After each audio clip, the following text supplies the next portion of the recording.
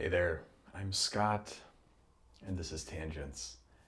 Well, I'm quite tired, and there's a lot of noise outside that is annoying the hell out of me, and there's a lot of noise inside that's annoying the hell out of me.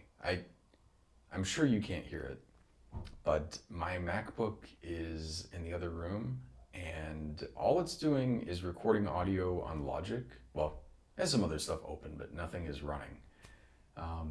And the fan is on at full speed, and it's super hot to the point where I'm almost afraid I'm going to be recording this and it's going to drop out. So if you hear a sudden drop in audio quality, we've probably transferred from the Logic recording to the phone's recording, which is much, much worse. And maybe there won't even be a Logic recording, who knows?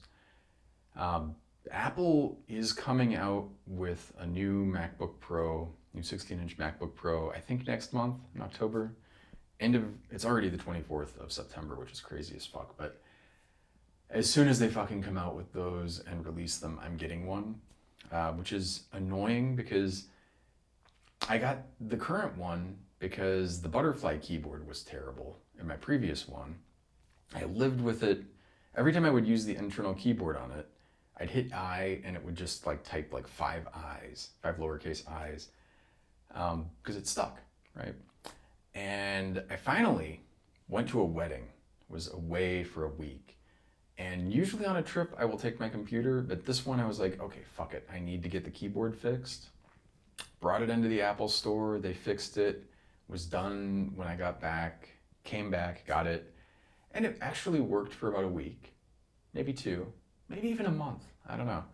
But then it started having sticky keys again. So I was like, fuck this shit, you know? To be fair, I got an external keyboard. So from having that shitty keyboard, they sold me another like external wireless Apple keyboard, which annoying, but okay.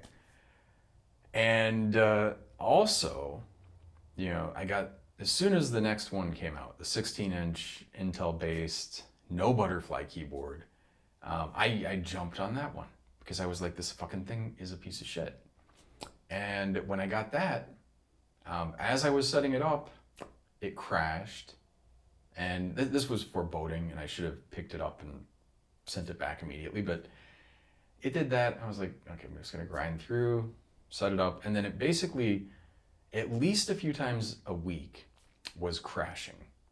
And I'm certain, based on the symptoms and the way that like some of the display would get a little bit of corruption and then it would be like done. I'm pretty sure it was some problem with the memory. Maybe a BGA was like under tension or something, or, you know, it doesn't really matter whatever the fuck it was. Some of that is that the fucking thing would have this horrible glitch that caused it to crash, which is really annoying. Really fucking annoying when you're working, that's your primary work computer, and the damn thing needs to be rebooted, you know, a few times a week while you're using it. It also was getting even hotter than it is now, and, you know, had some other issues. The fan was like it is now, and, you know, I'm just like fucking pulling my hair out. Finally, I lived with this for a little while. I talked to Apple Care, which the thing that sucks about Apple Care is the people, and this is like customer service. This is basically like customer service in general at this moment in time. They are ridiculously, almost over-friendly, super nice people. They do talk with you for much longer than you'd probably like, and they don't really have that much power to resolve anything. So it's like you feel bad that your computer is fucked up, but then you spent an hour and a half talking to Tom or whoever the fuck's on Apple Care, and, you know, it's like, well, sorry, I can't really do much for you. It's like, oh, this is fucking awesome, thank you. And you can't really be mad at this guy because he doesn't have any power. He's just like a fucking there to placate people and maybe talk people through like rebooting their computer if they're having some kind of issue of that scale. So it's annoying. And I went to Apple Care a couple of times, um, probably spent 3, 4, maybe even 5 hours on the phone with them. Finally, send the computer back, logic board replaced. They replaced the logic board. They replaced, for some reason, and I assume this is because it was a known issue, the controller for the, there's a little like OLED display that sort of is up above the where the function keys used to be. I can't even remember what the fuck they call that, but I think they're getting rid of it. The only thing I've ever found it really useful for is actually during a Zoom video call. When it's over, say somebody's sharing their screen, the quit button is in the lower right hand corner. And before the meeting is over, they always stop sharing their screen, so it's now a shrunk window, and you have your cursor right over where it was, but now it's over here, so you have to reacquire it and hit it on that fucking touch bar. That's the name of the thing. On the touch bar, they have a quit button, and that doesn't move. So you can hit that, and then hit it twice, I think you have to, and then you're done. Versus reacquiring the thing on the screen. Anyway, the touch bar controller, I think, was broken, and it was causing an overheating issue. Get the computer back, same fucking issue. Ended up going through this process 3 times. Like couple logic board replacements. The second time I sent it out for a logic board replacement, I went kind of fucking nuts, and I got a new MacBook Pro from Best Buy because they had like a week or 2 return policy, and it had the same fucking problem. Which, I mean, you think about the odds of you just get a random computer, and this one also, I didn't install the beta OS that I normally would do, so it was like the same problem. Immediately crashing and running hot and all this stuff. Pretty clear that the shit is fucked, right? I wiped it and returned it, get my computer back, and the third one, it now just runs hot, but it doesn't crash all the time. So the running hot, of course, is because they have, and it's not totally their fault. Intel has not been doing great at the mobile processors. So the thing has a processor that's got too much heat being generated. It's burning too much power for the performance. Now, an alternative approach to this would have been either to make the computer bigger, give it a bigger heat sink or something, or to not have as powerful of a processor in there, at least until they could do better. Neither one really appeals, but I will take a bigger computer over. It's one thing that annoys me with Apple. They're like, everything's got to be as thin as fucking possible. The iPhone 13, they finally bumped up the battery and made it slightly thicker.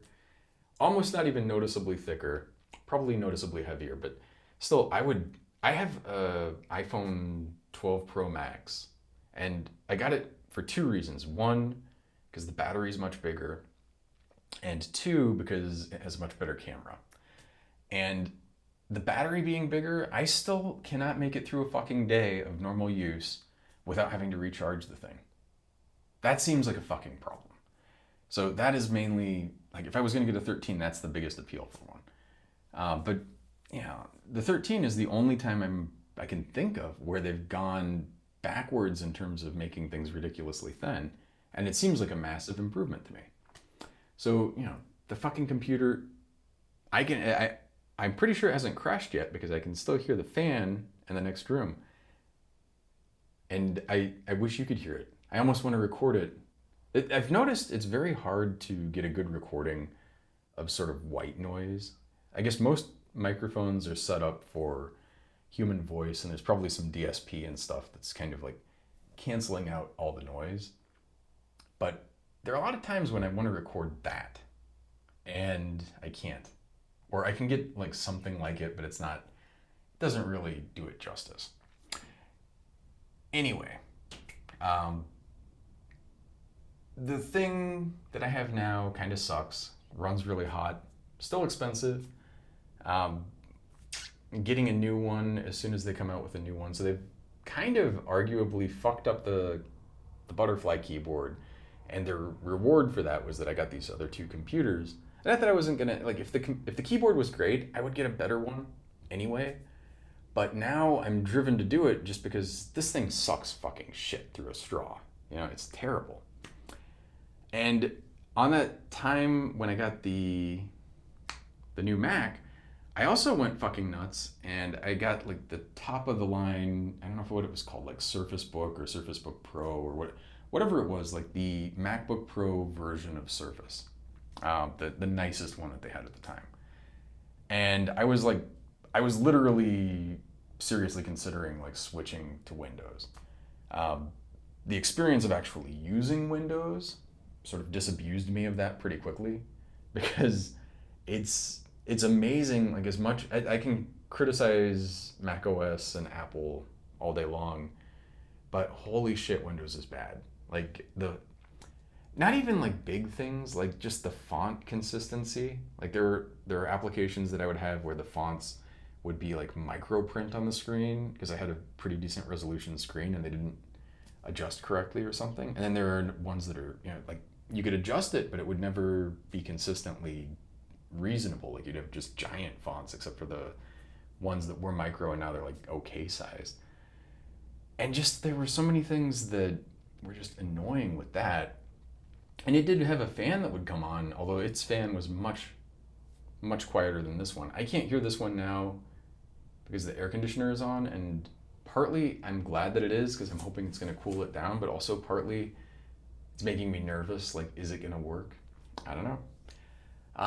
But anyway, really looking forward to this Apple Silicon-based Mac. And no, I can still hear it. Never mind. It's still on. Has not crashed yet. Looking forward to it because I know it's much more power efficient and has much less thermal dissipation for unit of performance, which means the battery either lasts longer or you can get a smaller one, or hopefully I would like the same size battery and make it last much longer, but that's just me. But it also means that hopefully in a couple months, I won't have that fucking sound that is driving me nuts. And as annoying as it is 2 rooms over, when you're sitting there and it's on your desk and it's like, just incessantly, and it's so hot that, like, I've got it literally at arm's length from me because I have an external display. So the computer is over here. I can feel the heat radiating from it on my cheek. Like, it's hot. It's not like a little warm. It's hot. You touch it and it's fucking hot. You put it on your lap and you practically burn yourself. Like, it's annoying. Even if the fan was perfect and quiet, still too fucking hot. Really annoying. And still unstable. I mean, since I got this logic board replaced, it's much better, but fucking annoying. That's all I'm saying.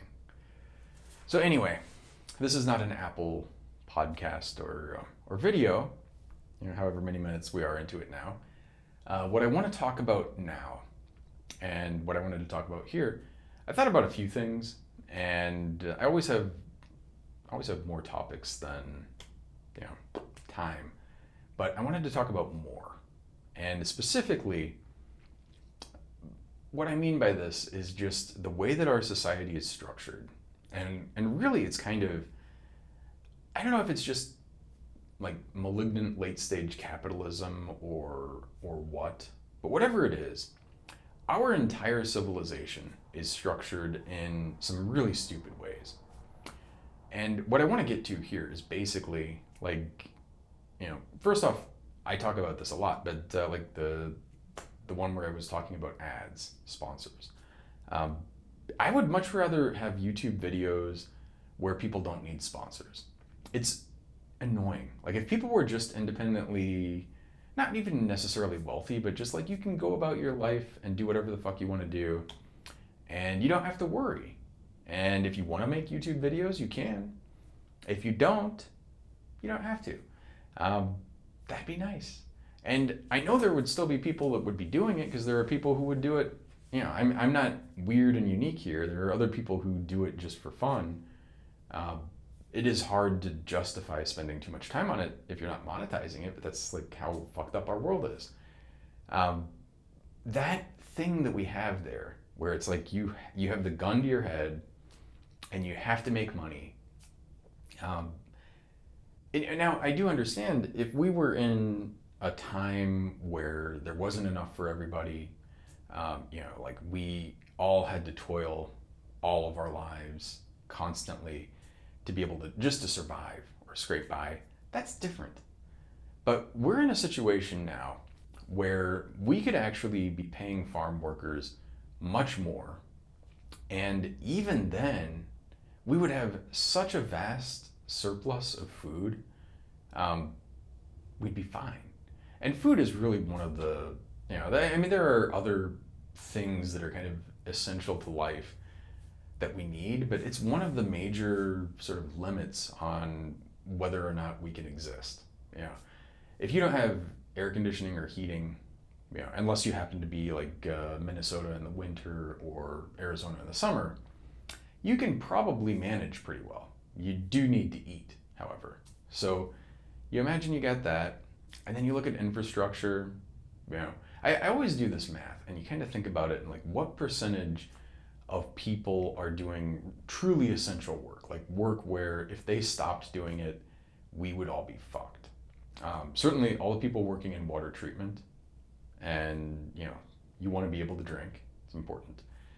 Food production, and especially the people on the front lines who get paid fucking shit and often work in bad conditions, often are working, air quotes, illegally, not because they want to, but because the people who they're working for, air quotes working, really like the cheap labor, and they really like having labor that is not in a position to call them out on their bullshit. So they insist that there's no nice path to working legally. It's funny when you make that realization because, I mean, first off, I'm a huge believer in like a global version of the Shenzhen kind of thing where like if you live in France, you can work in Spain, you can work in any place in the EU. You move there, you're basically like it's not quite the same country, but it's really close. It's like different states pretty much. Imagine if it was like that around the world. Like if I wanted to go to Spain as a US citizen because it's in this global Shenzhen, I could do that. If I want to move to China or Australia or New Zealand or wherever, I can just, I want to go to Costa Rica. It's part of the global community and they want to come here. Part of the global community. You can do whatever. It'd be fucking awesome. Now, it's an interesting thing because you're like, well, what is a country without its borders? And it's like, at a certain point, I don't think the border is that important. I mean, I know people get their panties in a bunch about it, and we have all this stuff like, oh, we got to defend our, fuck you. I mean, honestly, like if you just make things better in other places in the world, there's a hell of a lot less pressure for people to come here.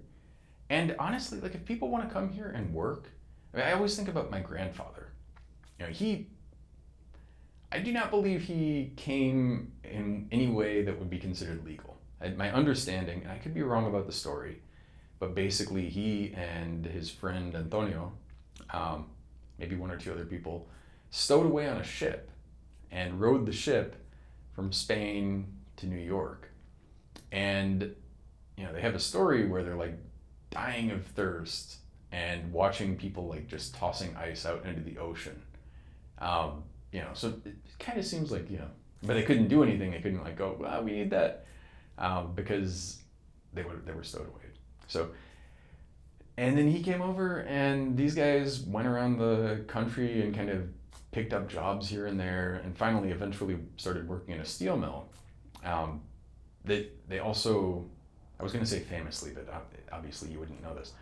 In my family, a relatively famous story was they went to a coal mine one day when one of the jobs that they tried working, and they went down in the morning and came up for lunch, and they both looked at each other and said, fuck this, and left. And what you don't have to, I don't know very much about being in a coal mine. I do know it's hot and it's dirty and it's unpleasant, but my grandfather spent his entire work life, decades, basically shoveling coal, or coke, I guess, into an oven. So fucking hot oven, and he's like there doing this hard manual work near a super hot source, shoveling coke, right? The guy that did that thought that working in a coal mine was unacceptable. Now, how bad was the coal mine? That's all I can think there. It's one of those things like, you get like Mansion, this fucker, like anyone defending coal mining, to me, all I can think about is my grandfather, and it's like it was this bad. And these are not people that were like lazy or that like persnickety about stuff. They took some shit and they would kind of roll with it. The coal mine was not in the cards for them. Like, how bad did it have to be? And so it just to me seems crazy. And also, I'm not kind of neutral on nuclear power, but the big scare with nuclear power is fallout. And the crazy thing is that coal actually, because coal is not just carbon, it's got a bunch of other bullshit in it. It has uranium, and it has it has a bunch of other isotopes, and it has a bunch of things in it. And this stuff has thorium in it, and things that are not great. When you burn the coal, that stuff goes out into the atmosphere. So you actually have much more radiological release from burning coal than nuclear power. And I think on a global scale, that might even be true factoring in like Fukushima and Chernobyl. I'm not certain about those two, but I think it's actually true, which tells you something. Now, granted, it's different. It's like an alpha emitter versus gamma emitters, and but still, to the extent that you can normalize it, I think that's actually a thing. And so coal is really bad shit. In addition to, when my dad was a kid, my grandmother would like wash clothes and then put it out like on a line to dry it out. And after being outside for a while, often the clothes would be covered in soot. And it's not like they lived right next to the steel mills, but smoke does not stay where it is, and I'm sure they didn't live in like the super wealthy area that was far away from this stuff. So everything's kind of covered in soot all the time. You imagine like Victorian England, where you can even still to this day smell some of the soot in some of the tube stations. Like you go there and it's a strong wow. Imagine what it must have been like back then, before they had electric trains. They actually had coal-fired trains going through tunnels. I mean, I can't imagine. I can't fucking... And compared to what they had before, I guess it was great, but now that you got better stuff, why do it? And that's without even factoring in, you certainly have like polycyclic aromatics and things in there that are going to be carcinogens. And also all of this other stuff, like the uranium and the thorium and decay products and stuff like this, it's not good stuff. So anyway, what I'm trying to roll to is this Moar idea. We've got the foundation that I'm trying to set there is basically there's a small percentage of people who are really essential workers today. And beyond that, people who are collecting garbage, pretty fucking essential, I think. You start like peeling these things off, and then you realize that's if you want to be super generous, a few percent, maybe 5%. The rest of the people could literally stop doing whatever the fuck they're doing, including probably, obviously you're not in a situation where you could stop your job and be okay, but I would bet, if you think about it, if your job ceased to exist, the impact on humanity would be nil. And I don't mean that as an insulting statement. I just mean most of what most people do today is, at best, kind of meaningless. At most, maybe it's moving the needle a little bit for some people, or it's helping in some way. But for the most part, not even remotely in the critical path for civilization to continue. And when you think about that, you start realizing like, well, why are we chasing so much? Why are we working so hard? Why is it so necessary that so many people who are doing non-essential things always be doing this shit? And not only do they have to always be doing it, you can't have paternity leave in the US especially. If you work at Intel, you get a nice paternity leave, but most people, most jobs, little to none. Maternity leave here is a fucking joke. Vacation time, a couple weeks a year. Oh, that's so much vacation. It's like, how can you imagine taking a 2-week vacation? Are you fucking shitting me? Yeah, I mean, I understand 2 weeks seems like a lot, but a 2-week vacation should be just like bare minimum. You should, I would say like 4 to 6 weeks per year at the very least should be normal. And taking 2 weeks off should just be a given. Like, honestly, you want to take a couple weeks? Good. Go do that. Right your mind, chill out, be comfortable, zen out, and come back and be better at whatever you're doing. This is a thing that's really annoying to me. And then you think about like gum. Obviously I have a couple companies, and depending on how you look at it, kind of like one main company that's spun off a couple of other companies. And you look at the situation there. It's like, how do you keep the people that are working for you paid? It's a big fucking pain in the ass. And how do you do it? Well, you can do the air quotes bootstrapping, which I say it with derision because it's a terrible thing, generally speaking. I mean, if there are several categories of bootstrapping that work. Okay, like you could be a person that comes up with something that everybody really wants, and you can make like a half-assed version of it that people will want enough to pay for, and then you kind of use that money to build more, and then you kind of... There are not that many things like that you can do, and most of those are also not that meaningful. So you could do that, but another kind of bootstrapping is like you have a decent chunk already, and you can pay for the upfront development time and cost. And I gotta tell you, having been both a person trying to develop their own products and somebody who does engineering for other people developing their products, it is insanely expensive. Like if you actually want to make something that's going to volume production, it takes a lot of time, takes a lot of money.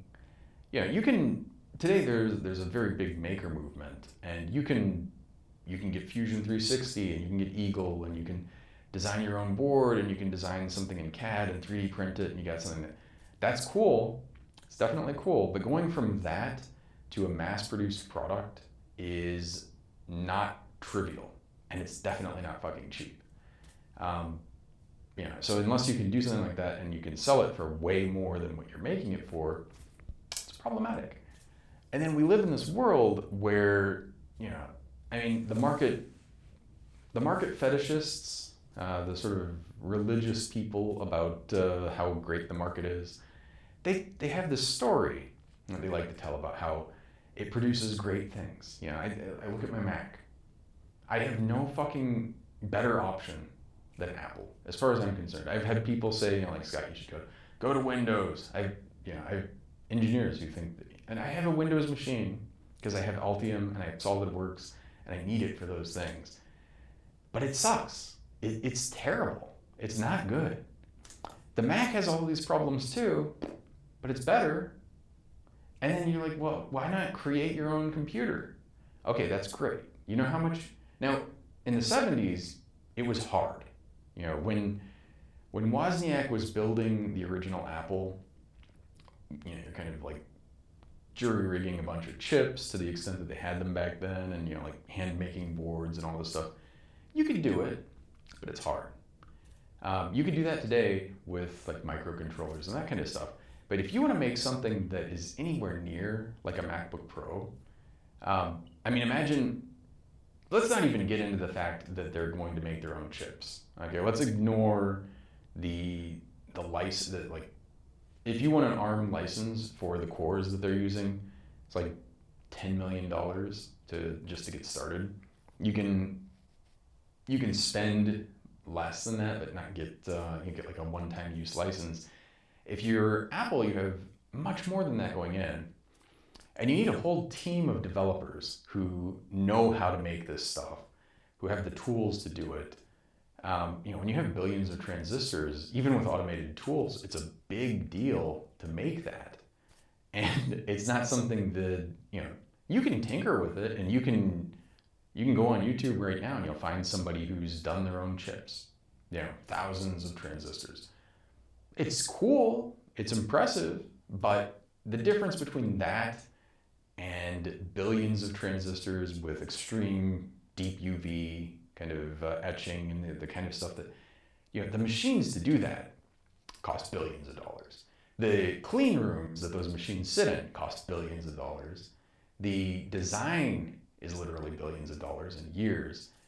But let's assume, you ignore all that. We're just getting off-the-shelf chips, right? Okay, so you have, and let's not even say you're stuck with Eagle. You have enough money to get Altium or something of that equivalent. So a few $1,000s a year, 10,000, whatever the cost of it is. You have that. Okay, now you have to put the power management IC in, you have to put the CPU in, you have to put the flash and the DRAM and all this stuff. And every one of those things that you're connecting, you have to connect in certain, it's not like wiring up a microcontroller to peripherals. You actually have to worry about length matching and matching differential pairs, differential and single-ended impedances, precision timing between things. And in concept, I could probably spend a day and you'd have a pretty decent handle on all of those things. But the thing is, to actually do them, it takes a lot of time. And especially if you want to, so there's a range here too. You could do something that's pretty low performance and you've made your own motherboard. It's within the hobbyist realm right now to make a motherboard that's okay, it's nice, it works. But if you want to do cutting edge kind of stuff, anything again near that MacBook Pro, it's fucking expensive, it's fucking hard. You need a team of engineers just for the power. They have a whole team of people just to do the power distribution, and they still fuck things up. They have a team of people to do the graphics. The graphics chip is somebody else. So you're getting, and then you have to wire all these things together with the buses that are all high-speed buses and everything, and then not even getting to EMC compliance. You can't just make something that's transmitting a bunch of stray radio waves. And, we haven't put software on it. So what are you going to do for software? You have to, okay, you can get Linux, but to take, going from Linux or BSD to a polished operating system that is nice to use, even to the level of Windows or Chrome OS, it's a fuck ton of work. And it's probably, again, hundreds of millions of dollars, billions of dollars. I'm not trying to make it sound impossible, but if you want to compete with Apple, you want to make a product that's like that, or an iPhone or any of this stuff, and you don't have obscene resources, you're basically shit out of luck. So just fundamentally, this myth with capitalism that somehow, okay, well, you have all these companies competing and then you'll get the best products. It doesn't work. It fundamentally doesn't. It cannot work on things of this level of complexity. Yeah, if you want to look at space flight, okay, you get SpaceX, and then here's the other thing. Even when you actually do something kind of cool and different, I'm not trying to blow too much smoke up SpaceX, but you do that, and then people see that you were somewhat successful with it, and they copy you. And I'm not saying that copying is easy. Making a vertical takeoff, vertical landing, orbital scale rocket is an engineering problem. Yeah, it's a pretty big fucking deal. But it's doable. And once you've seen, once somebody's gone out and established, this is a thing to do, and you've seen what it looks like, and you can kind of reverse engineer it, you can, if you have the time, the money, and the resources, especially if you have a nation state, you can do it. If you're a multi-billionaire, if you're Jeff Bezos, you can do it. Although, even then, copying that is very non-trivial. So trying to, and then once you have that set up, the contracts are so big that imagine I had a rocket company and I could do like $1 million launches for the sort of thing that a Falcon 9 could do for, however many millions of dollars that is. They've already got all these contracts. They've got a whole team of people in NASA and lobbying Congress and all this just to get started, like to prove, even if you had like a proven technology, to get started with that part is a big fucking deal. To get the FAA licenses for radio communication while you're doing it, to get the, or the FAA for flight, rather, FCC for the radio, getting all of this stuff done, it's hard. It's like a big fucking deal. And so you have all these barriers to entry in these things. And if you imagine like the ideal case where it's like you're making some magic widget that nobody's ever thought of before, and it's super useful, and okay, it is patented, but still, people are spending millions or billions of dollars on it. A bunch of people look and they're like, oh, I'm going to copy that, and then they do it. And the thing about that gets me is like, okay, on one hand, sure, fine. But on the other hand, the whole drive to just copy shit because you're like, oh, somebody found a way to make money, I'm just going to duplicate whatever they did. Maybe making money it should not be the end-all be-all, like massive driver of motivation for these things. And like, it doesn't need to be. We could all be living, and when I say we could all, I mean including people who are working on farms and who are working in really just terrible conditions. We could all be living in relative luxury and comfort without developing any new technology. You don't need like autonomous robots. You don't need any of this stuff. Just simply rejiggering our society. Like with the resources that we have and the technologies we have now, could be doing it. And you look at the way that it is versus that, and especially like the way that it is, well, what is happening? You have people driven to mine fossil fuels and dump shit in the air and pollute the water, put mercury in the oceans where we get our fish from, and put PCBs and terrible shit in the fucking ocean where people eat from. And you look at this stuff that's driven by capitalism, and I have to say it, like I'm not saying that there's an alternate system that's massively better, but I mean, there certainly is something that we could be doing that would be much better. We could certainly also, even if you like are a Elizabeth Warren, like capitalist to your bones kind of bullshit person, even if you are, okay, well, let's soften the fucking bottom at least. Like everybody, literally, it should just be a given that you can go anywhere in the world and work anywhere in the world. Maybe maybe like North Korea is weird and you can't get in there, or you probably don't want to go because you can't get out. But for the most part, if you want to go anywhere in the world, you want to go to Argentina and work there and live there and set up a life, by all means. You want to go to Nigeria and, or Somalia, or wherever the fuck you want to go. Just do it. Welcome to Thailand. It's like, you can just do it. And if someone from India wants to come here, let them fucking do it. Have the world be like that. And then when you do that, well, education should be free. Healthcare should be free. And obviously, like free at the point of service and all this bullshit. Yes, it costs money. You have to pay people to do stuff. It's not like you're just getting magical free healthcare out of the healthcare tree. But if you look at what other countries spend on universal healthcare versus what we do, and on drugs versus what we do, and especially things like, there are things where like, okay, you're making a medication for people with a weird, rare mutation, and there are like 5 patients in the world, but there was this like rare diseases thing, and now you're making a drug that treats it. Okay, maybe that one is actually inherently expensive to make, but probably doesn't cost like millions of dollars a year, or hundreds of thousands of dollars a year, but maybe it's expensive.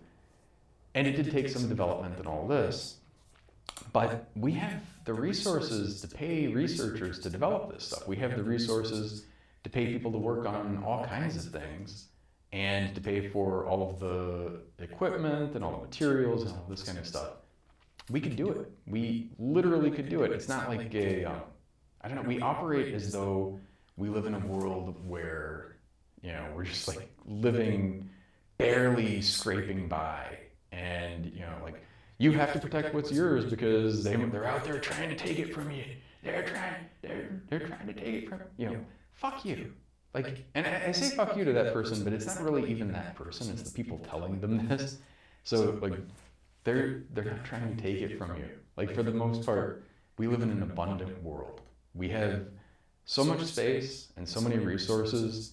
If we just allocated them right, it would be basically a paradise. Like, we have the ability within our hands, without developing a new technology, to live in almost a utopia.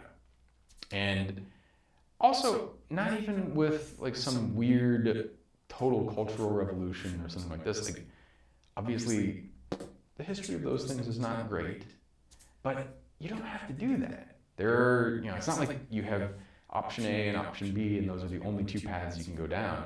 There are a lot of examples already existing, and it doesn't take that much time to just kind of think about, like, okay, let's see what happens if we do this. Let's see, how do we do that? How do we pay for this?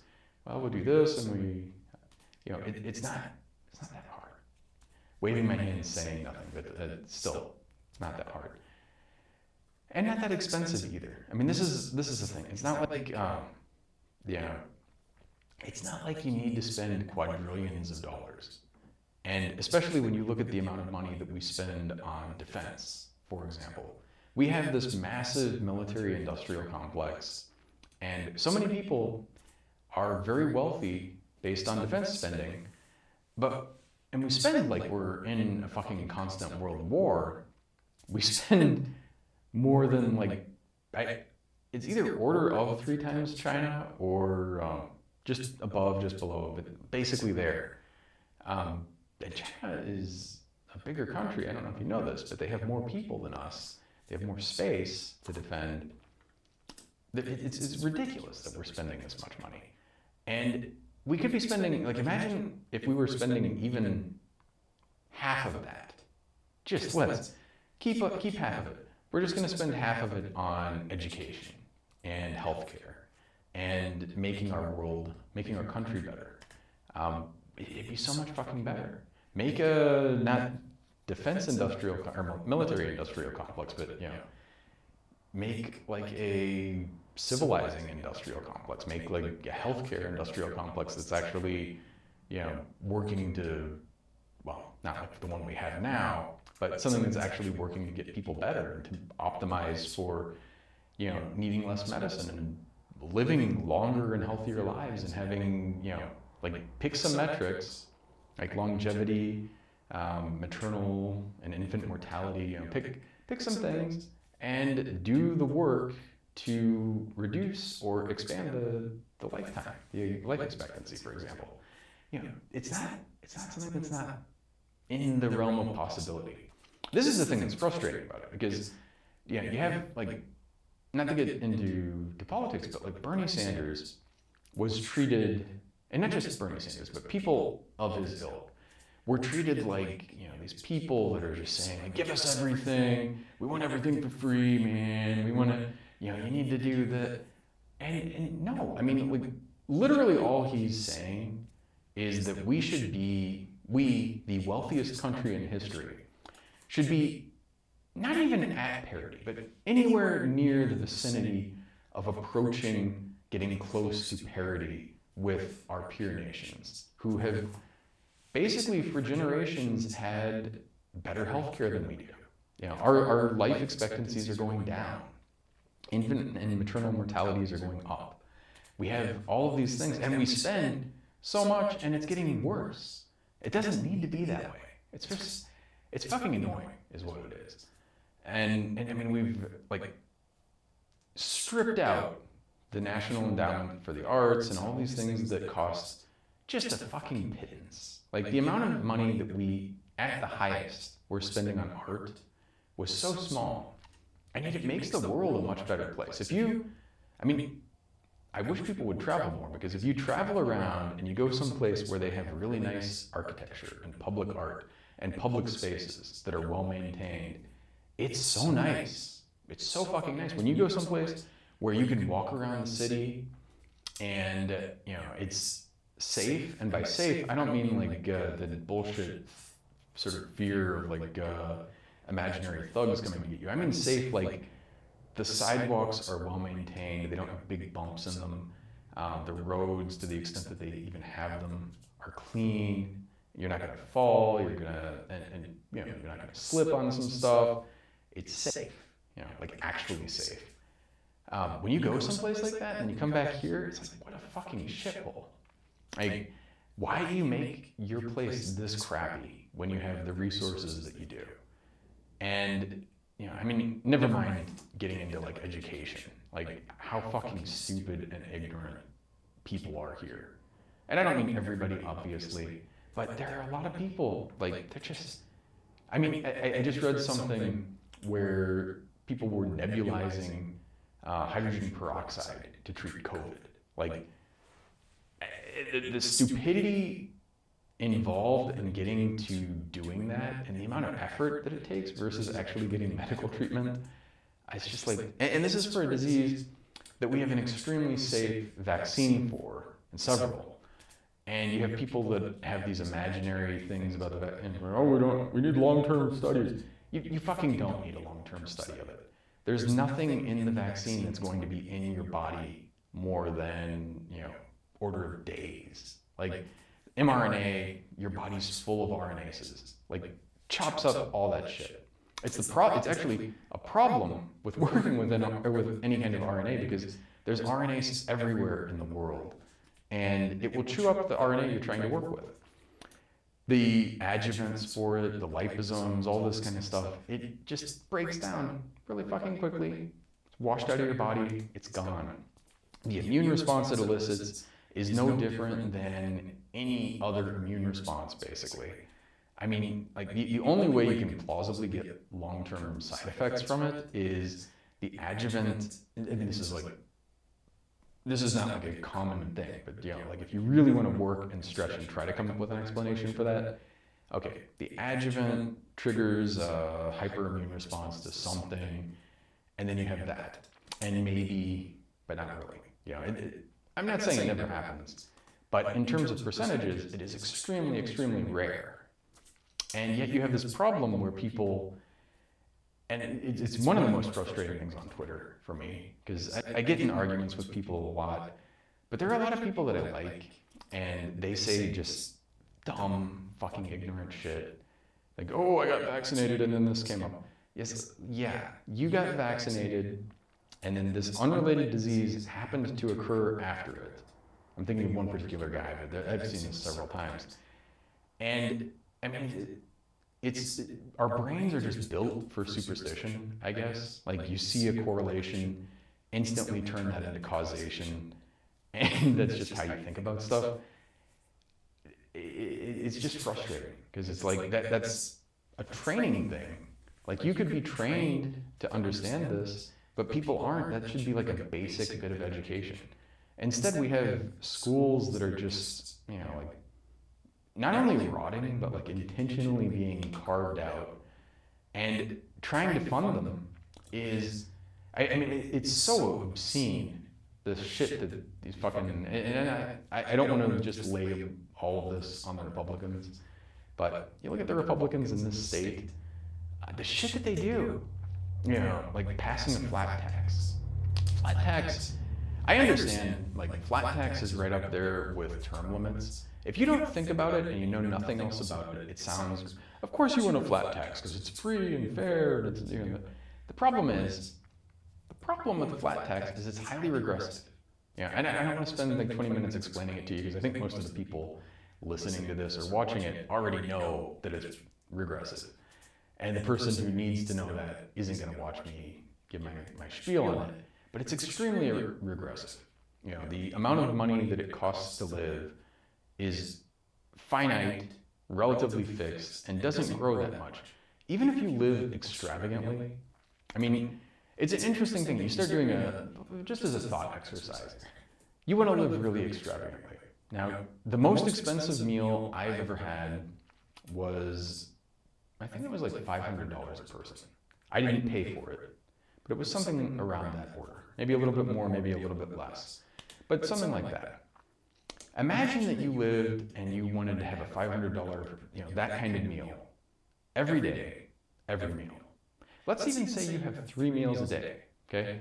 $1,500 a day. So every 100 days, just do some math, it's 150, $1.5 million, right? So a year is about 3, so a few $1,000,000. Am I doing the math right there? Let's just say I am. A few $1,000,000.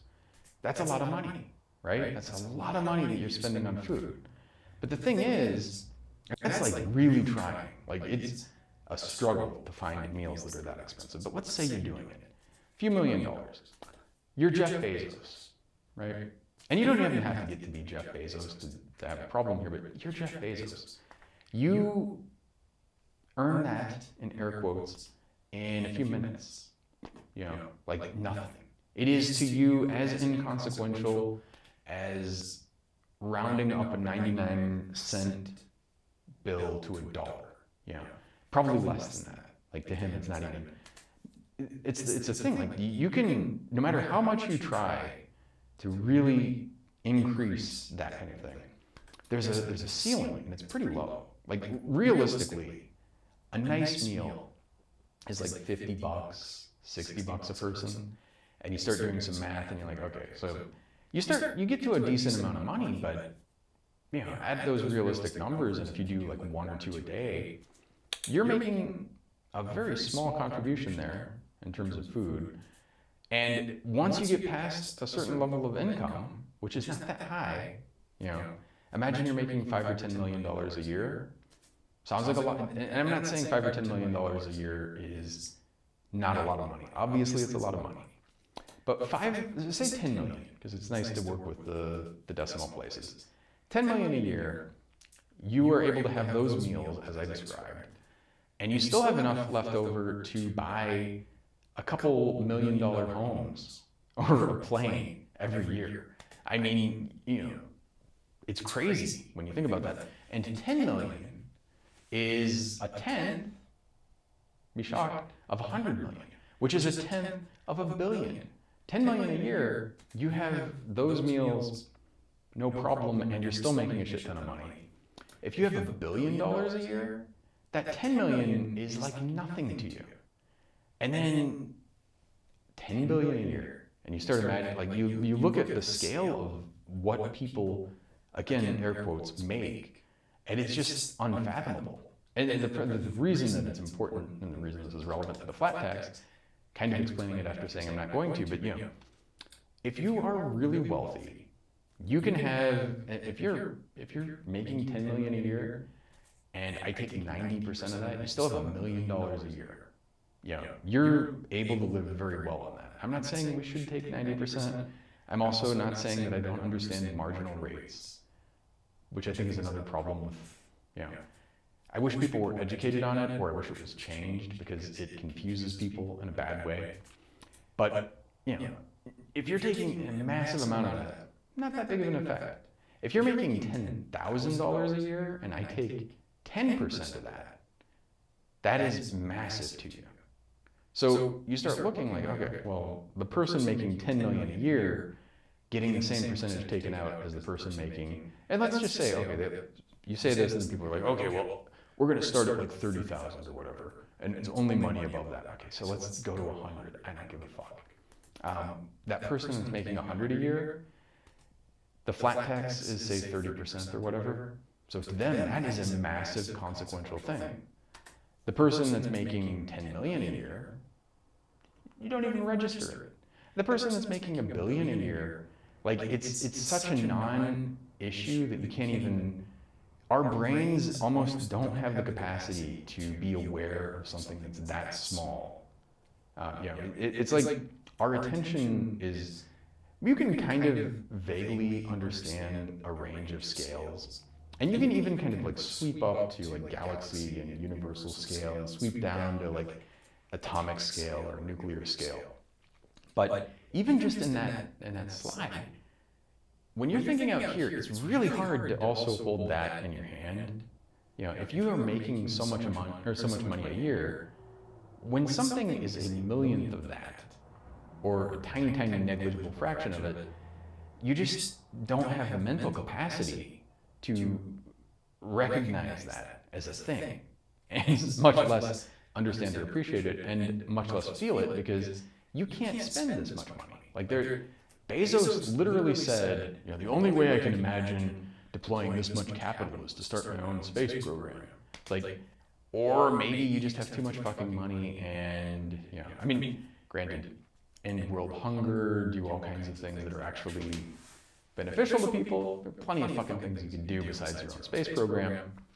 But, and the thing that's crazy is he's got so much fucking money, he could do both. He could have his own space program and still end world hunger, and still live at a level that most of us can't even imagine, let alone dream of.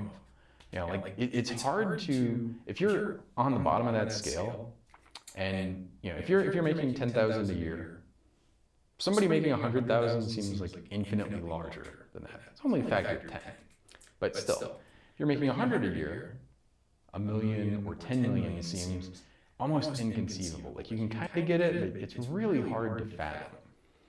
When you're making like the amount that he's making, it's just like, it's another universe. It's almost like the things that you can do just with $1 billion. I mean, $1 billion is $1,000 million. So if you have $1 billion, you can buy $100 million homes, and you still have 90% of what you had. Yeah, I mean, you can have a private jet, and you still have like 90%, 95%, 80, do the 100 homes and the private jet.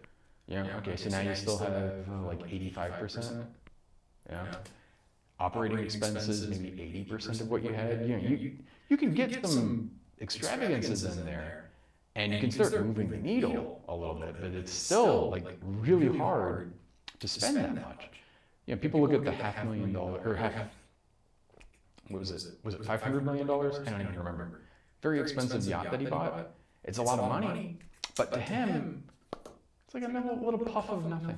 It's like if you went out for a special dinner once a year and you spend a couple $100 a person, that's like that to him. It's like it's so inconsequential that, you know, you probably feel it. It registers. It's a material amount, but it's still almost like you can do it and you don't have to worry about it. It's not going to fuck up your budget.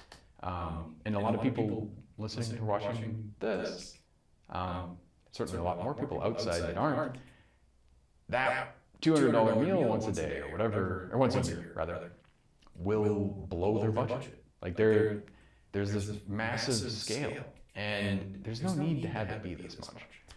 But anyway, I don't want to talk also about the reason that term limits are dumb, but term limits are dumb.